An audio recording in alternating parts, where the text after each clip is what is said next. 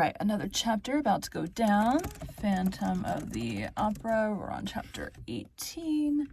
Getting to the end of this, and then I have a brief, whatever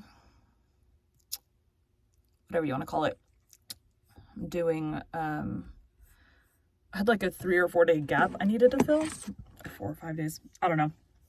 So I'm going to do like short stories for like 4 days and then pick up with the Christmas story.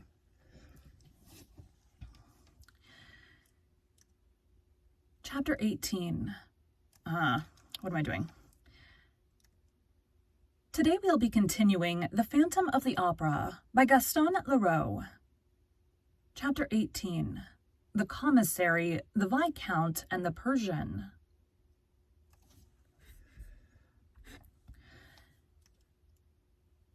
The first words of the Commissary of Police, on entering the manager's office, were to ask after the missing prima donna. Is Christine... Oh my God. Is Christine Daae here? Christine Daae here? Echoed Richard. No. Why? As for Moncharmin, he had not the strength left to utter a word. Richard repeated for the commissary and the compact crowd. Richard repeated for the commissary and the compact crowd which had followed him into the office, observed in an impressive silence. Why do you ask if Christine Daae is here, Monsieur le Commissaire? Because she has to be found, declared the Commissary of Police solemnly. What do you mean, she has to be found? Has she disappeared?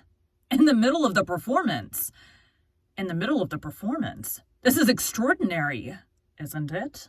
And what is quite as extraordinary is that you should first learn it from me. Yes, said Richard, taking his head in his hands and muttering, What is this new business? Oh, it's enough to make a man send in his resignation. And he pulled a few hairs out of his mustache without even knowing what he was doing. So she disappeared in the middle of the performance? He repeated. Yes, she was carried off in the prison act at the moment when she was invoking the aid of the angels, but I doubt if she was carried off by an angel. And I'm sure that she was. Everybody looked around. A young man, pale and trembling with excitement, repeated, I'm sure of it. Hold on, this is,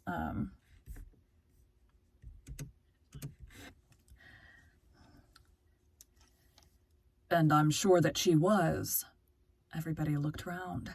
A young man, pale and trembling with excitement, repeated, I'm sure of it. Sure of what? Asked Myfroyd. That Christine Daae was carried off by an angel, Monsieur le Commissaire, and I can tell you his name. Aha! Monsieur le Viscount de Chagny. So you maintain that Christine Daae was carried off by an angel of the opera, no doubt? Yes, monsieur, by an angel of the opera, and I will tell you where he lives, when we are alone. You are right, monsieur.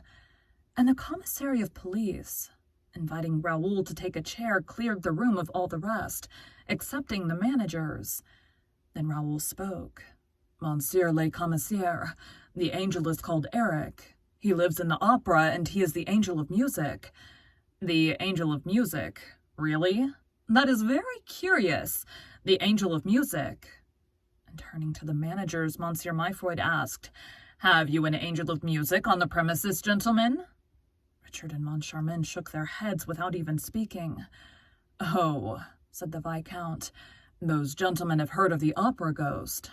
Well, I am in a position to state that the opera ghost and the angel of music are one and the same person, and his real name is Eric. Monsieur Myfroyd rose and looked at Raoul attentively. I beg your pardon, monsieur, but is it your intention to make fun of the law? And if not, what is all this about the opera ghost? I say that these gentlemen have heard of him. Gentlemen, it appears that you know the opera ghost? Richard rose, with the remaining hairs of his mustache in his hand. No, Monsieur Commissary. No, we do not know him, but we wish that we did. For this very evening he has robbed us of 20,000 francs.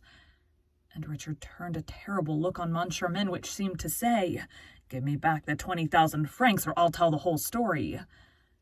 Moncharmin understood what he meant, for with a distracted gesture he said, "Oh, tell everything and have it done with."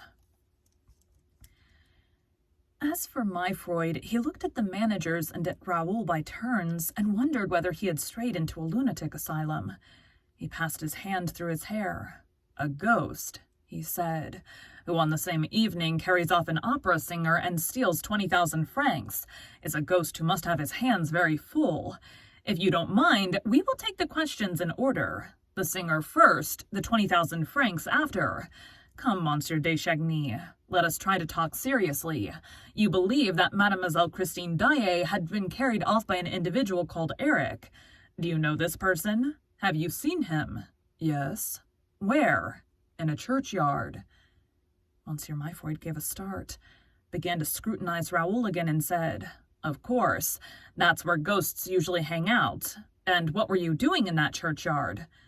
"Monsieur," said Raoul, "I can quite understand how absurd my replies must seem to you, but I beg you to believe that I am in full possession of my faculties. The safety of the person dearest to me in the world is at stake. I should like to convince you in a few words, for time is pressing, and every minute is valuable. Unfortunately, if I do not tell you the strangest story that ever was from the beginning, you will not believe me. I will tell you all I know about the opera ghost, Monsieur Commissary. Alas, I do not know much." "Never mind, go on," exclaimed Richard and Moncharmin, suddenly greatly interested. Unfortunately for their hopes of learning some detail that could put them on the track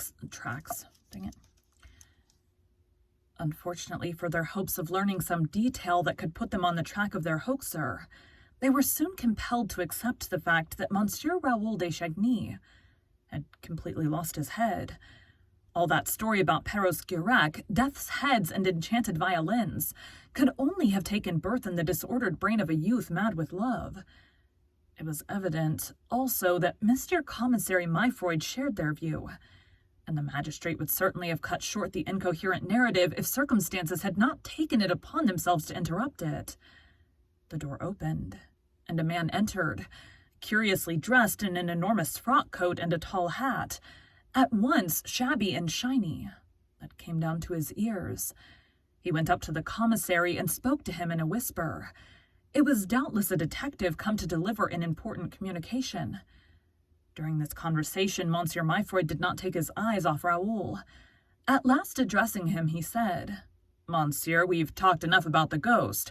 We will now talk about yourself a little, if you have no objection. You were to carry off Mademoiselle Daae tonight."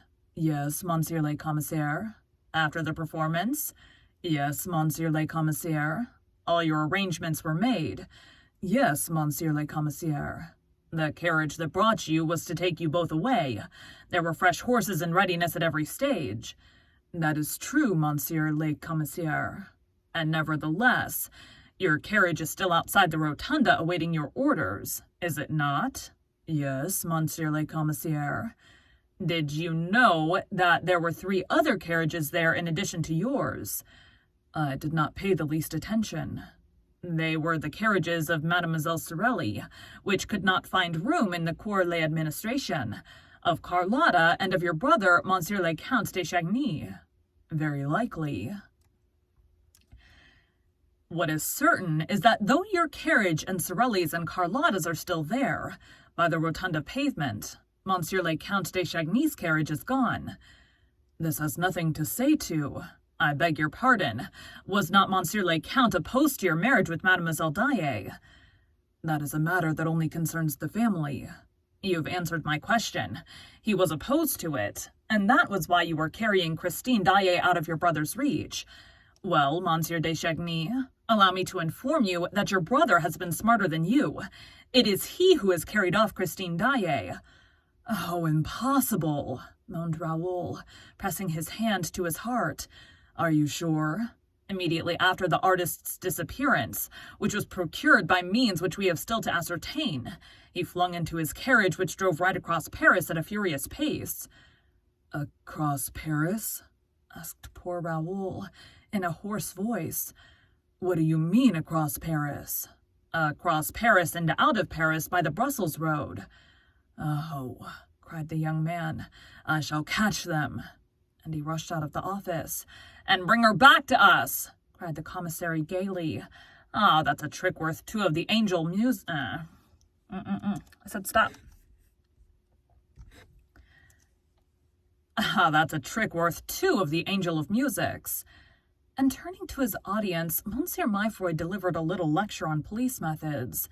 "I don't know for a moment whether Monsieur le Count de Chagny has really carried Christine Daae off or not, but I want to know, and I believe, that at this moment no one is more anxious to inform us than his brother.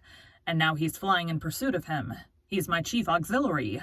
This gentleman is the art of the police, which is believed to be so complicated, and which, nevertheless, appears so simple as soon as you see, that it consists in getting your work done by people who have nothing to do with the police. But Monsieur le Commissaire de Police Myfroy would not have been quite so satisfied with himself if he had not known that the rush of his rapid emissary was stopped at the entrance of the very first corridor. A tall figure blocked Raoul's way. "Where are you going so fast, Monsieur de Chagny?" asked a voice. Raoul impatiently raised his eyes and recognized the astrakhan cap of an hour ago. He stopped. "It's you," he cried in a feverish voice. "You who know Eric's secrets and don't want me to speak of them. Who are you?" "You know who I am. I am the Persian."